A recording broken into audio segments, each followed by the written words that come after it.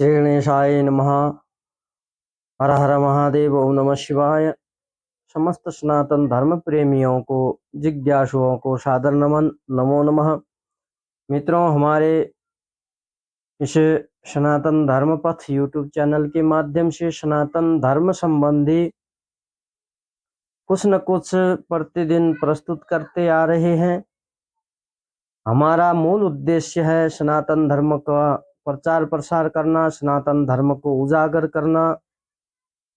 अतः आप सभी सनातन धर्म प्रेमियों को मेरा अनुरोध है कि आप भी अपनी तरफ से जो कुछ भी कर पाते हैं सनातन धर्म के प्रचार प्रसार एवं उजागर हेतु कुछ न कुछ कीजिएगा। इससे आपका भी कल्याण होगा।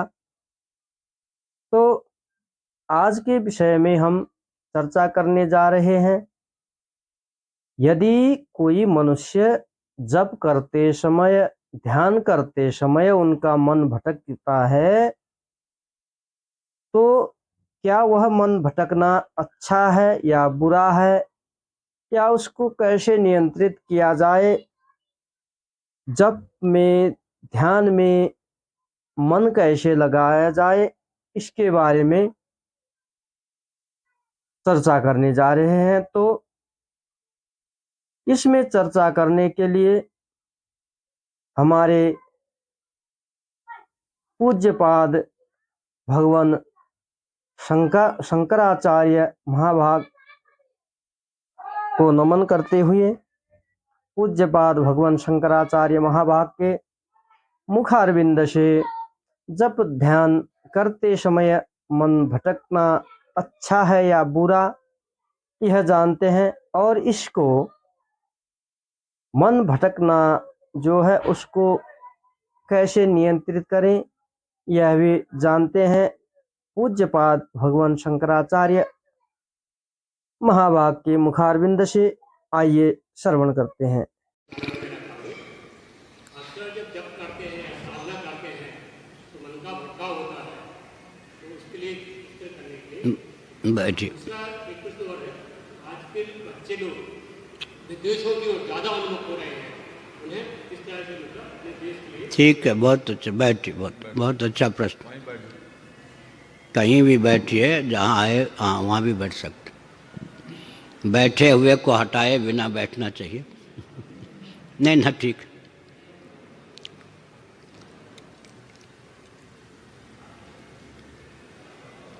महाभारत के शांति पर्व में लिखा गया है, भीष्म जी ने बताया, जप ध्यान के समय मन का भटकना असफलता नहीं, सफलता की सूचना है। कुछ विचित्र बात आपको लगती होगी। ध्यान या जप के समय भगवान का ध्यान या भगवान नाम, भगवान के मंत्र का जप करते समय मन का जो भटकना है वो सफलता की पहली सीढ़ी है। कैसे?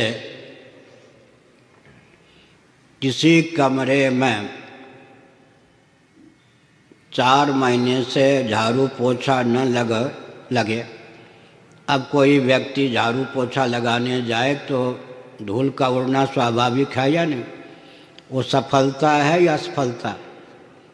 जमी हुई जो धूल है झाड़ू देने पर उठेगी तो व्यक्ति घबरा जाता है, नाक में धूल न घुस जाए, आँख में न पहुँच जाए। उसकी विधा है कि पानी लुढ़का दीजिए और नारियल के झाड़ू से यूँ कीजिए तो आँख नाक को बचा भी सकते हैं और धूल प्रवाहित हो जाएगी।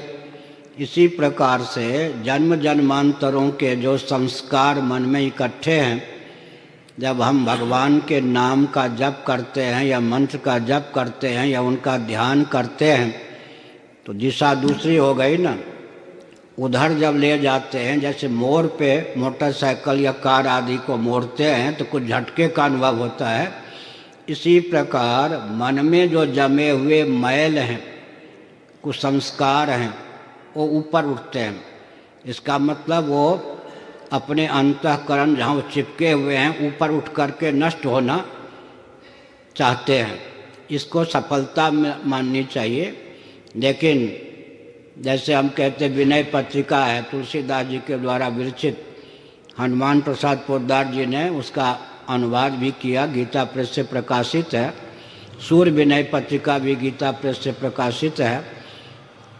जो पद आपको लगे कि यह मेरे जीवन का सच्चा चित्रण करने वाला है, उसको एकांत में जो आपके इष्ट देव हों उनका चित्रपट रखकर उनको गा करके सुनाइए। उससे क्या होगा, मनुस्मृति का सिद्धांत है, कुछ उच्च स्वर से गान करने पर, भजन करने पर मनोराज्य शांत होता है, और कुछ गुनगुना कर भगवान नाम लेने से धीरे धीरे क्या होता है कि मन शांत होने लगता है। शिव जी का अनुभव तो विचित्र ही है। उमा राम स्वभाव जय जाना, ताहि भजन तज भाव न आना। मन को धीरे धीरे जब भजन का स्वभाव पड़ जाता है, भजन का चस्का लग जाता है, तो मन भजन किए बिना नहीं रहता। समझ गए? पहले भटकता है और बाद में मन भजन किए बिना नहीं रहता। मैं एक विचित्र संस्मरण सुनाता हूँ। उन दिनों तो 5 वर्ष से पहले विद्यालय में बच्चे भेजे नहीं जाते थे, मस्तिष्क परिपक्व होता था। 5 साल से पहले जो विद्यालय में भेजते हैं, भविष्य के लिए बहुत अंधकार है राष्ट्र। 5 साल तक चाणक्य जी ने लिखा, लालयत पंचवर्षाणि, 5 वर्ष तक खेलने कूदने दीजिए, मस्तिष्क उसका विकसित हो। शायद 6 साल की आयु हो गई होगी। घर में अकेले बालक था। बड़े भाई दिल्ली से आए,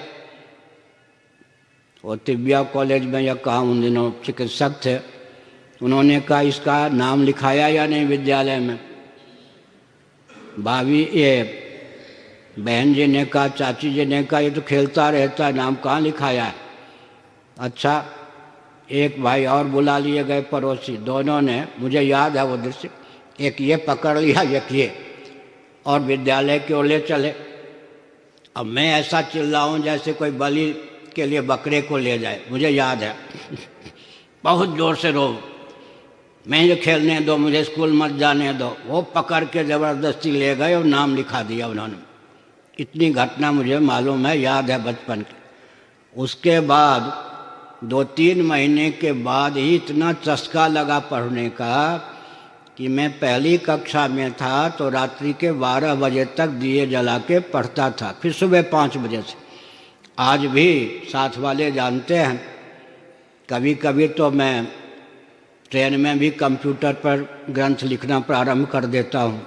कम से कम नित्य एवरेज औसतन 6 घंटे रोज पढ़ता हूँ। इसका मतलब पढ़ने का चस्का जो बचपन में लग गया। एक और रोने का दिन था। लग रहा था कि फांसी देने के लिए ले जा रहे, पकड़ के जबरदस्ती, एक भाई उधर एक भाई उधर। अब मैं चिल्ला रहा था अनाथ की तरह। एक दिन वो हुआ कि घर के लोगों ने कहा कि दिन भर रात भर पढ़ता रहता है, दिमाग न खराब हो जाए। समझ गए ना? पढ़ना छोड़ छोड़। अब मैं पढ़ना छोड़ने वाला नहीं। आज भी कोई कहे कि पढ़ना छोड़ दीजिए, कौन सी परीक्षा पास करनी है, विश्व में सबसे बड़ा पद आपको प्राप्त है, कौन से डिग्री डिप्लोमा चाहिए, हम कहेंगे डिग्री डिप्लोमा के लिए नहीं। इसका मतलब क्या है? भजन का चस्का। एक उदाहरण देता हूँ छोटा सा। मैं वृंदावन में था, इस पद पर नहीं था। किसी सज्जन ने एक गन्ना ला के दे दिया, तो लोहे की जाली से बंदर देख रहा था। छोटा सा बच्चा नीम के पेड़ से कूदा, उसने किलकारी मारना प्रारंभ किया, पूंछ हिलाना प्रारंभ किया। हम समझ गए कि बच्चा गन्ना मांगता है। इतना सा टुकड़ा उस बच्चे को दे दिया, बंदर के बच्चे को, बहुत चाव से, क्योंकि लूटा हुआ तो था नहीं, स्वेच्छापूर्वक मैंने दिया। उस लूटना तो नहीं पड़ा ना। वो बंदर छात्र धर्म वाला होता है, लूट के भी ले जाता है, उसको अधिकार है, वो छात्र धर्म का प्रतीक है। बड़े चाव भाव से पाया और बाकी छिलका उलका वहीं फेंक दिया कि मैं उसको फेंकूँ कहीं जहाँ फेंकना हो। अब वो तो खत्म हो गया, गन्ना मैंने चूस लिया, उसने चूस लिया। छींक बिना घड़ी के दूसरे दिन वो नीम के पेड़ से आ गया और वो किलकारी मारने लगा। मैंने कल वाली चीज़ दो। मैं समझ गया। मैंने कहा वो तो तुम्हारे पेट में गया, मेरे पेट में गया, अब है नहीं। फिर वो चढ़ा नीम के पेड़ पर, जितना सा टुकड़ा हमने दिया था नीम के एक सूखी लकड़ी उतना तोड़ के फिर वो अभिनय करके छिलका हटा के दिखाने लगा कि वो चीज़ दो जो कल दी थी। हमने उससे शिक्षा ली। उस बंदर को गन्ने के स्वाद का चस्का लग गया, समझ गए ना। अपने समय पर आकर उसने पूँछ हिलाना शुरू किया। तो भजन थोड़े दिन तक तो ये चलता है जो आपने कहा, बाद में क्या होता है, बाद में होता है कि चस्का लग जाने पर व्यक्ति को सूना सूना लगता है। मैं एक उदाहरण देता हूँ, आप आँख में दवा डालो, आँख फिर मांगने लगती है वो दवा ड्रॉप वाली। उसी समय अगर दूसरे दिन नहीं डालेंगे या दूसरी बार तो आँख में खुजली का सा अनुभव होता है या नहीं। आँख को भी दवा की आदत पड़ गई। तो भजन के आदत जब तक न पड़े तब तक हठ पूर्वक अभ्यास पूर्वक मन की बात न मान करके आग्रह पूर्वक भी भजन करते रहना चाहिए। अभ्यासाद् रमते यत्र दुखांतम च निगच्छति, गीता का 18वां अध्याय। अभ्यास करते करते जब चस्का रस का अनुभव होने लगता है, भगवान रस स्वरूप, भगवान के नाम रस स्वरूप, भगवान के नाम को गुनगुनाते रहने पर लगभग 8 महीने तक 7 महीने तक हठ करे तो एकांत में प्रेमाश्रु गिरने लगते हैं, प्रेम के आंसू। समझ लीजिए कि भजन का प्रवेश हो गया। और एक बहुत गुप्त लेकिन प्रकट भी है, गाढ़ी नींद से पहले भगवान का कोई नाम 10-15 मिनट मन ही मन या धीरे से उच्चारण करते करते सो जाइए। 5-6 घंटे तक गाढ़ी नींद में ज्यों ज्यों नींद पकेगी त्यों त्यों भजन भी पकेगा। उस भजन का प्रभाव यह होगा कि जागृत अवस्था में भी मन भगवान की ओर स्वतः रम जाएगा।